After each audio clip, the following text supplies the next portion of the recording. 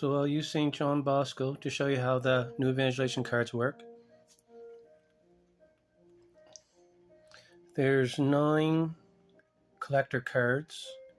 One is three talents, one is 4 talents, and up to 3 10-talent cards. There's an 8 and a 9 and a 7.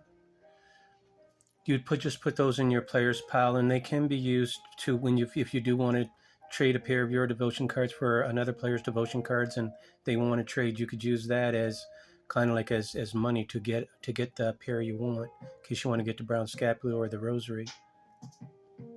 So St. John Bosco was to turn over a go to prison card. He'd have to miss this one turn and miss the rest of his turn and one more. So he would use. So St. John Bosco would have to, this card here would go into the bank, go to the game.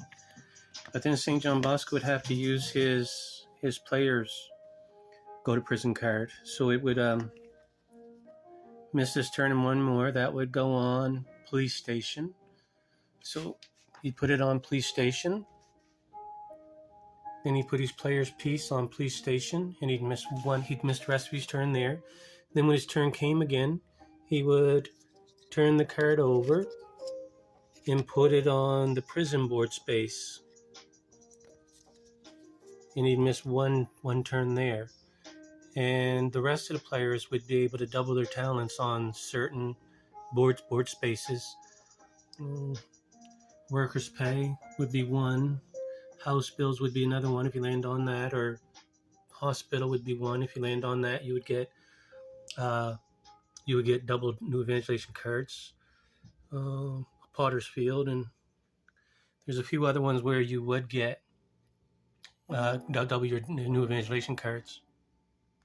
When St. John Bosco's turn comes again, he would move his playing piece to reconciliation, put his player's card back in his player's pile. If St. John Bosco feels that he's being left behind, the other players have a lot more talents and money and things like that there, and John feels like he's being left behind, he can make his 1 spiritual hardship claim, and he would get 7 extra new evangelization cards if the other players accepted it, that his claim was legitimate. He couldn't just say it and it not be that he's not being left behind. So now that he's out of prison and he doesn't feel like he's being left behind, he can start his turn. He takes a penance card, and if he does draw the practice confession card, he wouldn't have to do what's coming, but we're going to say that he didn't draw it and he draw a different one. So it's just a different penance card, and that's the practice confession card is the only card that allows him to skip this next part. Let's say he didn't draw it. So now, because John just got out of prison, he has to use his transition card. He has to move to Pentecost Sunday. He has to put $30 in the gift basket.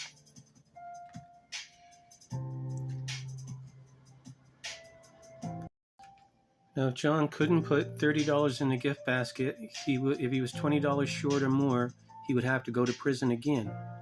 But if he was $5 or $10 short, $5 to $15 short, he would have to use 3 of his disciple cards to pay the bill, and then he wouldn't have to go to prison. So that's the reason why there's a left behind clause in a left behind rule for each person. For each player, they can use it once only during the game. But if they get in a situation like that, they could use that rule, and it would stop all of this here from happening. So John has the $30. He put it in a gift basket. He gets to move back to reconciliation.